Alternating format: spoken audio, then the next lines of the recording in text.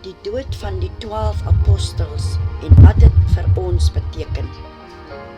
Geliefde gemeente, ons leef in 'n tyd waar baie mense, hulle glo in Jesus, maar wanneer dit moeilik raak, trek hulle self terug. Wanneer mense hulle begin spot, wanneer hulle geloof ongewild raak, wanneer dit iets kos om vir Jesus te doen, dan word ons baie stil. Maar vandag wil ek julle herinner aan 12 gewone mans wat Jesus gevolg het en wat uiteindelik bereid was om alles vir hom te gee, selfs hulle lewens. Hierdie mans was nie perfek nie. Een het vir Jesus verloon, die ander een het getwyfel, die ander een het hom verraai. Maar nadat hulle die opgestane Jesus gesien het hulle self verander.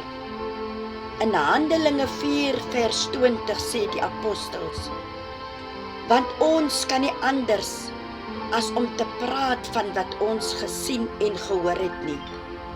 Hulle het die waarheid gesien, hulle het die opgestaande Here Jesus Christus ontmoet, en daarom kon niks hulle stil maak nie.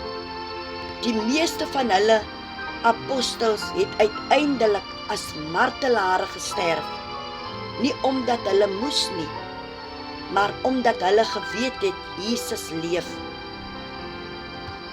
Petrus was 'n visserman. Hy was impulsief. Hy het vinnig kwaad gepraat en vinnig opgetree. Maar ons onthou ook dat Petrus vir Jesus verloon het.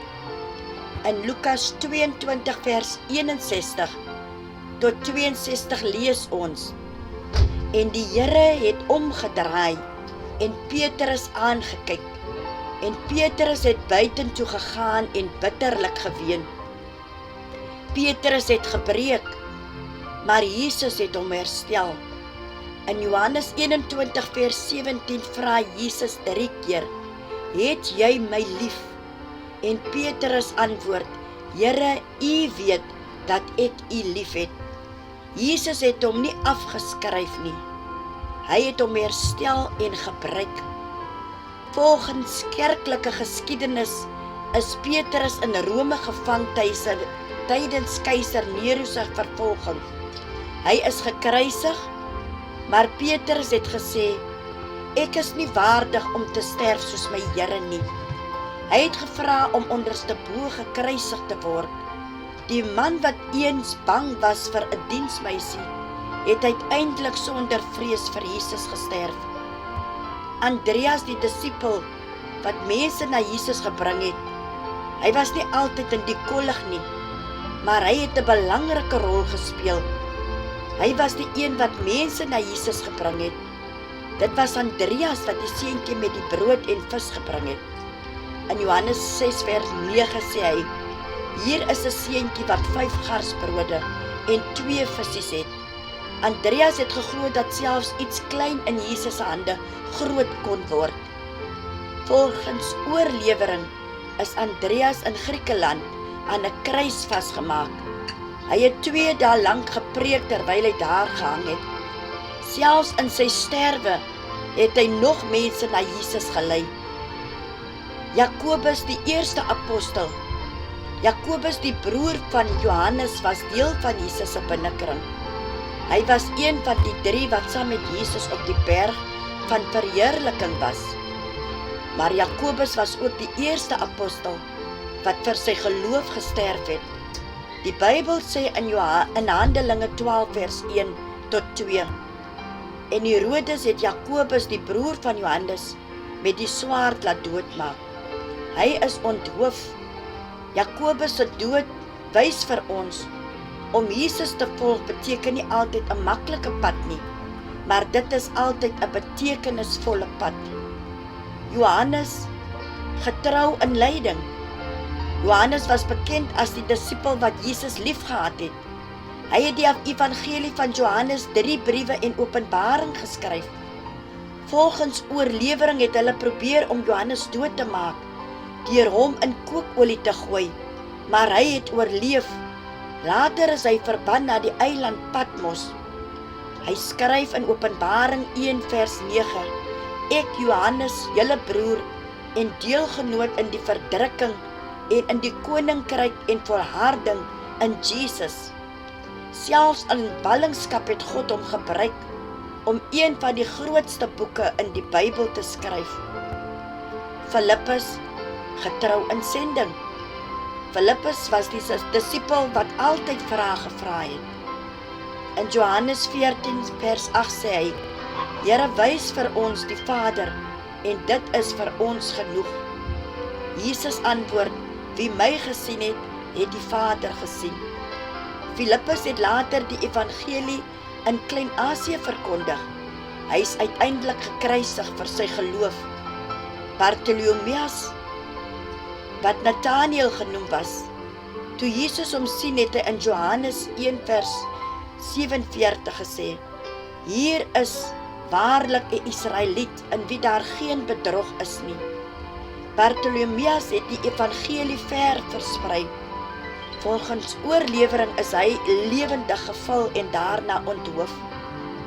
Wat 'n verskriklike dood, maar hy het geweier om Jesus te verloon. Thomas, van twyfel tot geloof.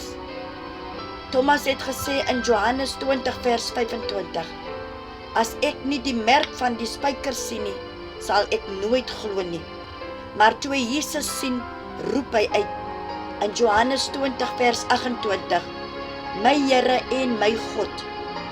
Thomas het later die evangelie tot in Indië geneem. Hy is daar met spiese doodgemaak. Die man wat eens getwyfel het uiteindelik sy lewe vir Jesus gegee. Matteus, van belastinggaarder tot evangelis. Matteus was 'n belastinggaarder. Hy was 'n man wat deur sy eie mense gehaat is, maar Jesus het hom geroep. In Matteus 9 vers 9 sê Jesus, volg my, en die Bybel sê, hy het opgestaan en hom gevolg. Matteus het alles gelos om Jesus te volg. Hy het later die evangelie verkondig in baie lande, en is uiteindelik vir sy geloof doodgemaak. Jakobus, seun van Alfeus. Hierdie apostel word soms Jakobus die mindere genoem. Daar is min oor hom geskryf, maar tradisie sê hy was 'n sterk leier. Hy is volgens oorlewering gestenig en daarna doodgeslaan. Selfs in vervolging het hy getrou gebly. Judas Thaddeus. Judas het die evangelie in Syrië en Persië verkondig. Hy is uiteindelik met 'n byl doodgemaak, maar sy boodskap was eenvoudig, Jesus is die Here. Simon die Zeloot. Simon was eens deel van 'n radikale politieke beweging, maar Jesus het sy lewe verander. Hy het later die evangelie verkondig en is uiteindelik vir sy geloof gemartel. Jesus Iskariot, die tragiese verhaal van Judas, wat Jesus verraai het. In Matteus 26 vers 15 vra hy, wat wil julle my gee, en ek sal hom aan julle oorlewer. Hulle het hom 30 silwerstukke gegee, later het hy spyt gekry. In Matteus 27 vers 5, hy het weggegaan en homself opgaan hang.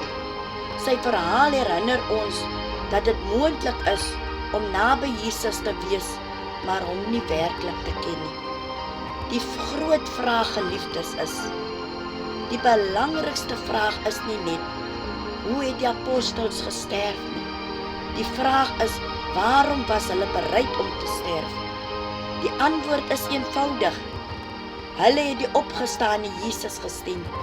In 1 Korintiërs 15 vers 14 sê Paulus, as Christus nie opgewek is nie, dan is ons prediking te vergeefs. Maar Christus het opgestaan, en daarom het hierdie mans alles gewaag. Ons leef dalk nie onder dieselfde vervolging nie, maar geloof kos nog steeds iets. Jesus sê in Matteus 16 vers 24, as iemand agter my aan wil kom, moet hy homself verloon en sy kruis opneem en my volg. Om Jesus te volg beteken soms verwerping, soms moet jy spot deurmaak, soms opoffering, maar dit bring ewige lewe. Vandag wil ek jou vra, as hierdie apostels bereid was om vir Jesus te sterf, is ons bereid om vir hom te leef? Jesus sê in Romeine 10 vers 9, as jy met jou mond die Here Jesus bely en met jou hart glo dat God hom uit die dood opgewek het, sal jy gered word. Miskien is jy vandag hier en jy het weggeval, of jy het nog nooit lewe vir Jesus gegee nie. Vandag roep Jesus jou. In Openbaring 3 vers 20 sê hy, kyk, ek staan by die deur en ek klop. As jy sy stem hoor, maak oop jou hart se deur. Vandag wil ek saam met iemand bid. Hemelse Vader, ons dank U vir die ongelooflike getuienis van die apostels wat getrou gebly het tot die einde toe. Dankie dat hulle nie bang was om vir U te staan en vir U te sterf nie. Here, gee ook vir ons daardie moed vandag. Help ons om U met ons hele lewe te dien. Versterk ons geloof. Maak ons harte vurig vir U koninkryk. En as daar vandag iemand hier is wat nog nie vir Jesus ken nie, raak hulle harte aan deur U Heilige Gees. Laat ons almal kan sê, Here, my lewe behoort aan U. Ons bid dit in die naam van Jesus Christus. Amen.